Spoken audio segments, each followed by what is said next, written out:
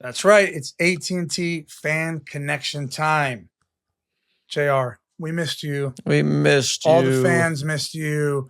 I missed you All guys the Liverpool too. fans missed you and your training kit. That's amazing that you still wear that on this show. Good for you. You know what? It's very goth, and I'm feeling very goth lately, so I had to. Are you feeling dark because they lost to Palace? No. Oh. No. Ooh, that didn't sound. Convincing.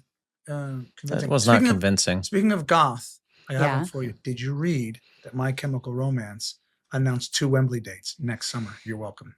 And let me tell you something. I'm very upset about it because it's in the middle of the World Cup. So guess who's not going? Because I'll be here producing this show. So if you live in England and you're going, send me pictures. Why don't we do a live show from the My Chemical Romance concert outside of Wembley? That's why I was in New Jersey on Saturday. I was at the My Chemical Romance show. Did you get me a concert tee? Hold on. Did you get me a concert tee? Or you didn't ask me? But I'm going to the Toronto show, so I can hook you up. Please get me a concert tee. Question. This is a serious question. He doesn't know. I'm not taking the piss. I swear. You don't know who it is. No. You're surprised they're big enough to do 2 days. They can sell a Wembley show? They sold 2 days, out Giant Stadium. What? They sold out Giant Stadium. I'm it was amazing. Listening to these guys. They've been around for a long time, dude. Are they a goth band? They're not really goth. I mean, are they like a punk band? Landon, it would be my absolute honor to make you a My Chemical Romance playlist to listen to. Right. I would love to do that. Okay. It'll be fun. Jared, what do you got for us? I got some questions. Let's get into them. Average? Yeah, there's some fun things in here. I'm looking forward to this. Okay, here we go. First one is from Aaron via email. He said, I love the show and I'm a big fan of both of you. But can we please talk more about DC United? As a lifelong DC fan, it is incredibly frustrating to see one of the more historic teams in the MLS turn into, Aaron, I just want to let you know that Landon would like you to know it's MLS, not the MLS, turn into the laughingstock of the league. What can we as fans do to support the team in such dark times when there doesn't seem to be an end in sight? Oh, Aaron, I'm not even going to say a word here. You just opened up a can of worms with Landon. LD, go. Well, his question was him or her? Him. His question was, what can fans do? And this is a hard predicament, man, because you care about your club. You really deeply care about your club and you care about the players and you want them to do well. But at the same time, the people in charge have not reciprocated that. They haven't. And I guess they'll say, well, we built you a new stadium, right? Fair. But they're just not giving this club the chance to compete. And my first thought, I don't know, I forget the guy's name. I think he's Swiss who just came in, the new coach, was, God, I hope this guy knows what he's getting into, right? Like, because he's probably excited and an MLS job. And I'm just like, oh man, careful what you wish for. I don't know what fans can do, man. In other parts of the world, they'd probably boycott until there's a change. Mm-hmm. I mean, right, Tim? Yeah. I mean, I think Manchester United is a perfect example of it.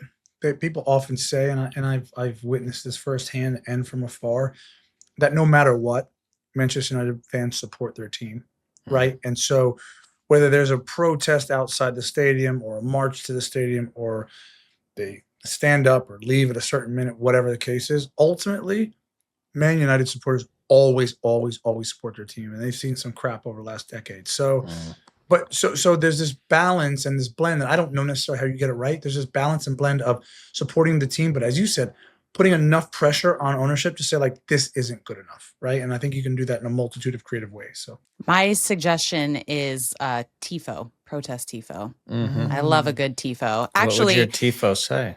I don't know. I would have to think about that, but I love a good protest TIFO. And I also just want to give a shout out to Vermont Green FC for having possibly the greatest TIFO I've ever seen. Ever. The Bernie Bayo. The Bernie Bayo. Amazing. Vermont Green do a lot of things right, by the way. By the way, I've been following them. I've been tweeting too much about it. Dude, these guys through their championship run, insane. Extra time goal. The crowd, 5,000 people, sold out, kids on this field partying. I was like, get me to Vermont, dude. This looks amazing. All right. Landon, how about a question for you? This one's Okay. from Robbie via email.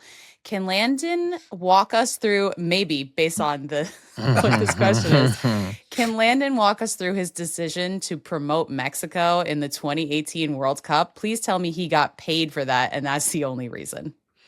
It's such a great question. Okay, you want the truth, Robbie? All right, 2 things. 3. Yes, I got paid. 2, I grew up in Southern California around Mexicans. So a lot of my close friends are Mexican. Mexican style of play influenced me my entire life. 3, I had very close connection with the people at Wells Fargo. So we had a long-term relationship, did a lot of things together. I really loved the people. When the concept came up, we talked about it. How do we work through it? How do we make this, whatever, as least controversial as possible? All of it was fantastic, except at the end of the day, they were having me hold a bunch of different props. And the people, just so people look behind the scenes, the people who are putting on the production are not the people who are making the decisions at a high level. So they're just there trying to get as much content as they can get. So I was holding a mug. I had a half Mexico, half USA jersey. I had all these different things. And the big mistake I made was I was holding a scarf that said my other team is Mexico. And that was not a smart decision. I don't shy away from that. I do support Mexico when they're not playing the US, just like I support Costa Rica and Panama and Canada. I'm also Canadian, so I really support Canadian teams. I don't have any issue with that, but that going out on social media was a disaster and should never have been done. So that explains all of that. I don't know if that fully answers your question, but I have no problem answering that. Good question. Awesome. Tim, What's up? it's only fair for Yeah, me to bring send a him some question heat. to Let's you. go. Sure. This question is from Jay via email. Okay. Jay says, tell Tim he shouldn't hate on Landon's idea of removing players during extra time because our beloved Coach Williston used to talk about that idea all the time back in the early 90s. I'm sure Tim doesn't want to hate on Coach Will, and Jay says he's from NBTH 90 class of 94. 94. I feel like I know who that is. I would have played high school. Coach What's Will, shout out NBTH? North Brunswick Township High School. Shout out to Coach Williston, man. Yeah, I mean, I love the guy. I'm not sure I agree with him or Landon, but it's it's a concept that. Listen, okay, I'll take it back. I was part of a league that did a 35-yard shootout with a 5-second clock. By the way, the 5-second clock wasn't on the big screen. It got wheeled out onto the field. So who am I to say that? Who are you to judge? Who am I to judge stupid soccer ideas? Yo, I'm Coach Williston all day. Let's go. Last one. This is from Brett via email. And I really like this question, and I hope we actually get more of these. So Brett identified, he wrote a really nice long email, and he identified himself as a brand new fan to soccer. So there's a lot of things he doesn't know. And he was like, I'm probably going to send you more questions asking you to explain basic things. And you know what, Brett? Send them our way. We love getting new soccer fans involved. So he asks, is the Lamar Hunt US Open Cup important or a big deal? I haven't heard anyone talk about it. And by anyone, I mean local Minnesota sports news, which I am not surprised by, or even by YouTube, because my team, Minnesota United, is in the Final Four. Does this actually mean anything? Such a great question. Tim? And because he's new, he's not trying to set you up. No. He It's great. genuinely doesn't question. understand. Yeah, I mean, I there's a lot of soccer. We've talked about this at nauseum. There's a lot of soccer that's in our kind of headspace right now, and there's different variations of competition, Leagues Cup, and et cetera, et cetera, et cetera.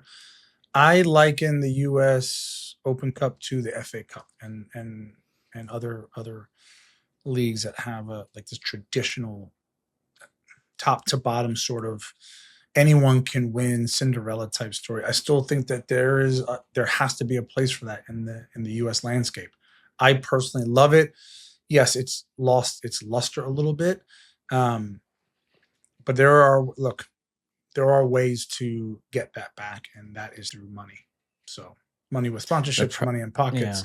I don't know if we veer back towards that and put more money into the U.S. Open Cup, but it is certainly something that is special. I agree with you. The problem, Tim, with in fairness to U.S. soccer, is it's expensive. That tournament's expensive, and so for people who don't know, when you are the away team, and this is starting. Well, we were with USL with San Diego Loyal. When you come into the tournament, you're the away team. You get a stipend of money. Okay, that stipend of money is oftentimes not even enough to get you the travel you want, right? So like MLS teams lose massive amounts of money on the Open Cup, especially if they travel, because the stipend, I think at one point when we were doing it was like 12 grand. Okay. MLS teams, it's hundreds of thousands of dollars when they travel because they charter and the hotels and all that. Well, maybe not hundreds of thousands, but it's a lot, tens of thousands. So they lose money. So U.S. soccer doesn't have enough money to just give more money to all those teams. They can't. They don't have the resources, and they're not bringing in enough revenue to subsidize that, right? So that it's kind of chicken and the egg, or which comes first, is like, do you pour a ton of money in to try to promote it to make it bigger? But if you do, like, you're gonna lose a lot of money initially, or do you just let it be what it is? And it's a challenge, man. So I care about it. I love it.